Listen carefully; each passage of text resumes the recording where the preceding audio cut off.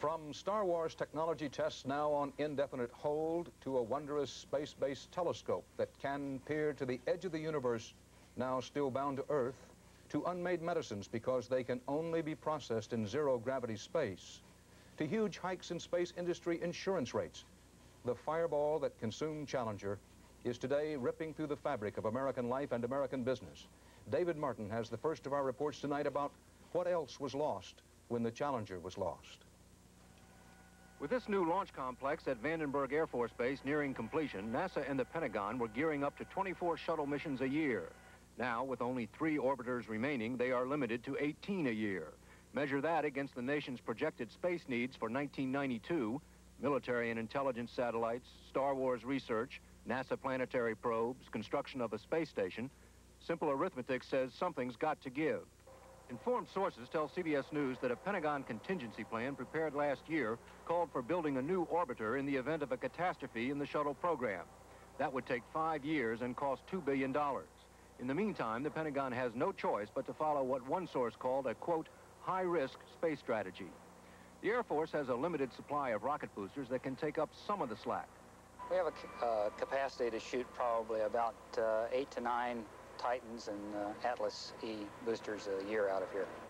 But unlike the shuttle, these rockets cannot carry heavy payloads.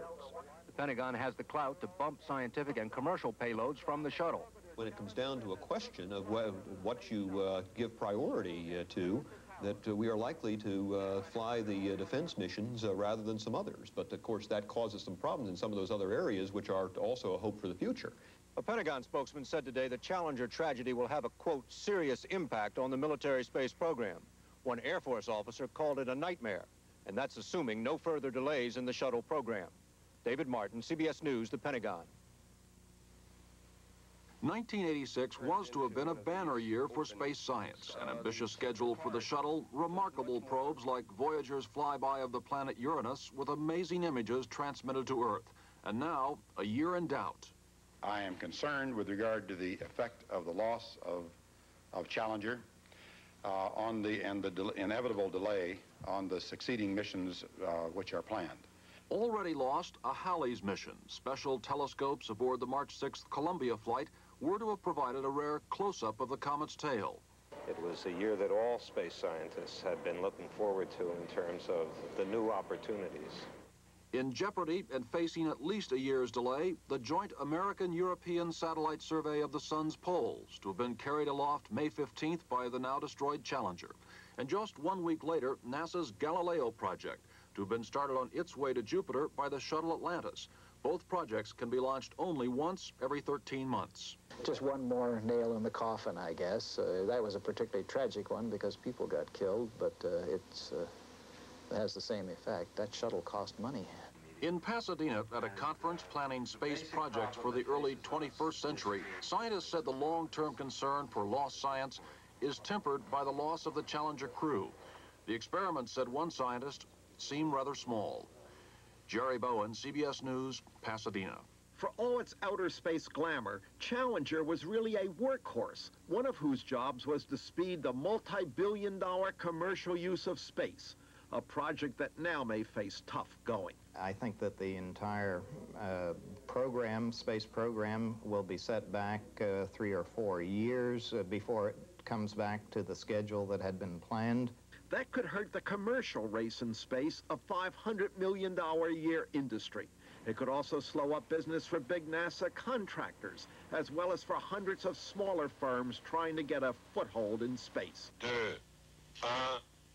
Some shuttle users may now turn to Ariane, the European unmanned rocket that has had problems but operates with fewer delays. Many customers of the American shuttle are going to be delayed. They'll probably go back to other type of launchers. The shuttle is also designed to service this, the $12 billion space station scheduled to be built in the 1990s. Weightlessness could make possible the design and manufacture of all kinds of new products, estimated to be worth $65 billion a year by the year 2000. Challenger's problems could delay this project as well.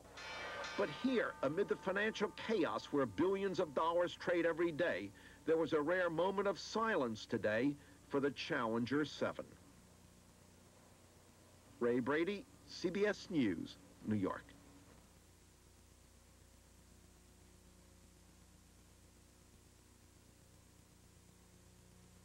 Almost $1 billion every week. That's how much America spends on foreign oil. Just about $1 billion every week. To help control the cost of energy imports, we use energy efficiently. And we use our country's own energy resources, like electricity from coal and nuclear energy. Coal and nuclear energy are made in America. Coal and nuclear energy are homegrown. Tums doesn't have it. Rolaids doesn't have it. Maalox Plus does.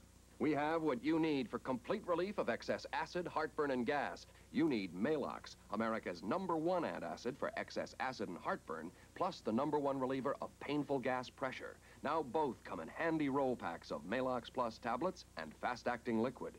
Compared to these others, only Maalox Plus has all that, plus a great Swiss cream flavor. Get complete relief. Try Maalox Plus. The reusable space shuttle versus the idea of the use once and throw away rocket to put people and payloads into space. Should we use people at all when our robot eyes and ears can see and hear so much so far away? How safe is safe? These questions about our space program haven't been asked so widely for years. Bob Schieffer reports these questions and more are being asked again now.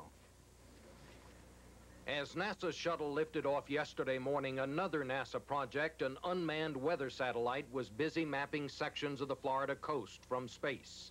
It caught the tragic final seconds of Challenger's flight. A tragedy that has brought to a boil questions about the space program that have been on the back burner for years. There's going to be a lot of shots taken at NASA from all quarters. Here she comes, looking good. The shuttle's spectacular space shows and the idea it was all safe enough to take civilians along for the ride caught the public's fancy. But it overshadowed the debate in the scientific community on whether taxpayers really got a lot more for their money from unmanned probes. And today the debate was on again. Most of the things that we are now doing in space, we can design machines to do more cheaply and surely much safer. A person is still the best all-around general-purpose computer that we've ever invented. Both critics and NASA supporters openly question the decision to take civilians like teacher Krista McAuliffe along. Every one of those seats should go to someone in training to make sure that, that we get the maximum experience on every flight. It's too risky and too expensive and looks too much, just like a stunt, really.